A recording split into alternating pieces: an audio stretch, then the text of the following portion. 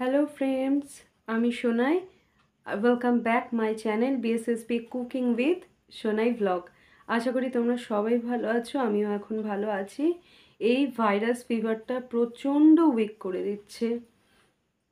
তো যাই হোক, আজকে আমি তোমাদের সাথে শেয়ার করেছি হচ্ছে মুড়ি ঘন্ট কাতলা মাছের মাথা দিয়ে। আশা করি তোমাদের রেসিপিটা ভালো লাগবে।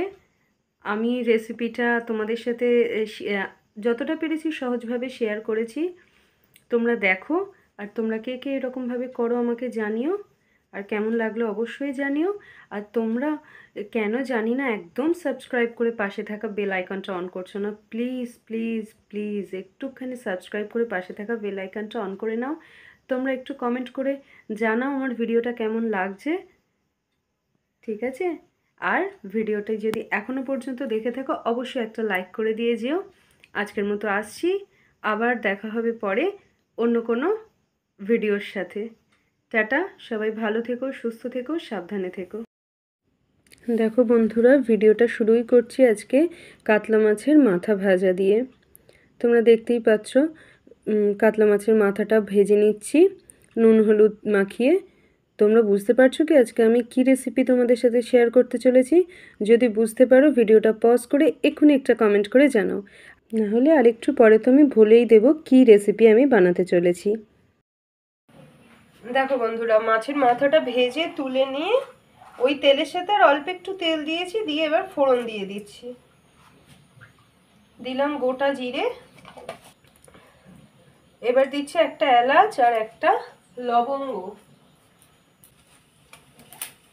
আর দিচ্ছি তেজপাতা। এবার ফোড়নটা একটু হয়ে এলে দিয়ে দিচ্ছি ছোট ছোট করে কেটে রাখা আলু।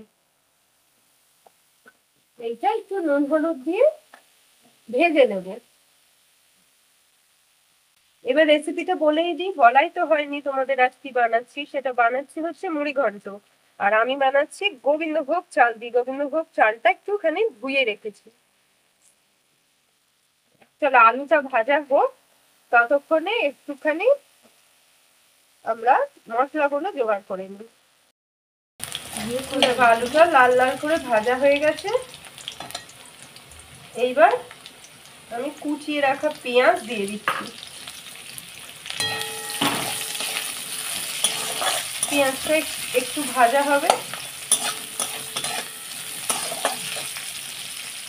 আর 3 কোয়া রসুন আমি থেতো করে রেখেছি সেটাও দিয়ে দিলাম। এবার পেঁয়াজ রসুনটা খানিকক্ষণ ভাজবো, যতক্ষণ না রসুনের কাঁচা গন্ধটা যায়, পেঁয়াজটাও একটু ভাজা হয়ে আসে, ততক্ষণ পেঁয়াজ রসুনটা ভেজে নেব। দেখো বন্ধুরা, পেঁয়াজটা হালকা ব্রাউন হয়ে ভেজে এসছে, আর আমি একটুখানি বড় বড় করে কাঁচা লঙ্কা কেটে দিয়েছি। তোমরা দেখতে পাচ্ছ, ওটার ক্লিপিংসটা দেখানো হয়নি। এইবার একটু রেগুলার গুঁড়ো মশলাগুলো দেব। দিচ্ছি পরিমাণ মতো হলুদ, দিচ্ছি অল্প ঝাল লঙ্কার গুঁড়ো, এইবার দিচ্ছি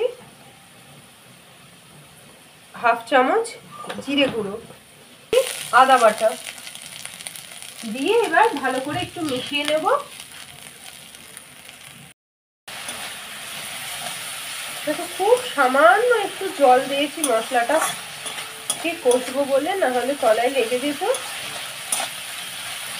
এবার এই জলটা একটু শুকিয়ে তেল ছেড়ে আসুক, ততক্ষণ একটু ইয়ে করে নেবো, কষে নেব। দেখো এখনো কিন্তু আমি নুন অ্যাড করিনি, তোমরা দেখেইছো। এইবার পরিমাণ মতো দিয়ে দিচ্ছি নুন। আর দেখো আমি যে 1 ফোঁটা জল দিয়েছিলাম, খুবই সামান্য, সেই জলটা কিন্তু আর নেই, একদম শুকিয়ে তেল ছেড়ে এসছে। এইবার দিয়ে দেবো আগে থেকে ধুয়ে রাখা গোবিন্দভোগ চালটা।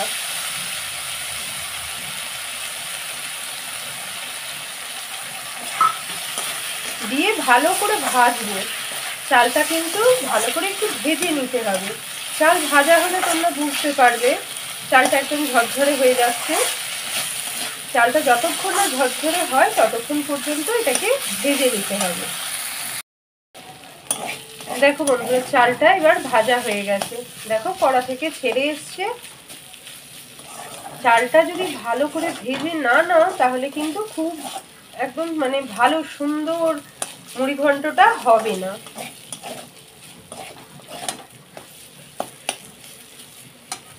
এইবার উষ্ণ গরম জল দেবো, এটা একটু আন্দাজ মতো দেবে। ধরো যদি তোমার হাফ কাপ চাল হয় 1 কাপের একটু কম দেবে জল, একটু কম। তুমি 1 কাপও যদি দাও কিন্তু কোনোভাবে 1 কাপের বেশি দেবে না। উষ্ণ গরম জল আমি দিলাম।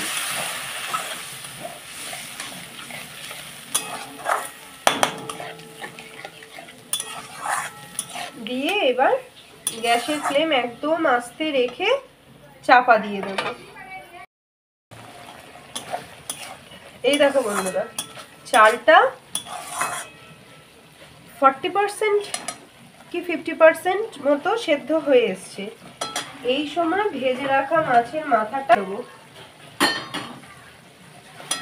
ভেজে রাখা মাছের মাথাটা দিয়ে আবার একদম গ্যাসের ফ্লেম লোতে রেখে চাপা দিয়ে রাখবো।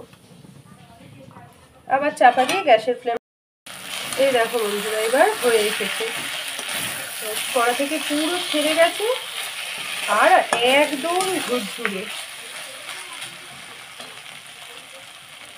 এইবার এতে দিয়ে দেবো গরম মশলা গুঁড়ো, দিয়ে দেবো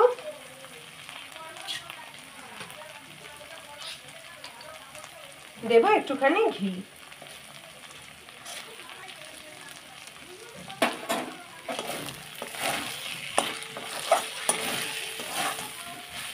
দিয়ে মিশিয়ে নেব, নিয়ে একটু চাপা দিয়ে রেখে দেব।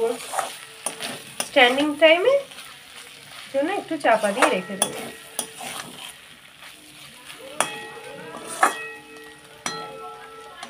দেখো একদম রেডি মুড়ি ঘন্ট, দুর্দান্ত স্বাদ হয়। তোমরা এইভাবে একবার করে দেখো। এই দেখো বন্ধুরা, মুড়ি ঘন্ট এবার সার্ভ করে নিয়েছি। এই হচ্ছে ফাইনাল লুক।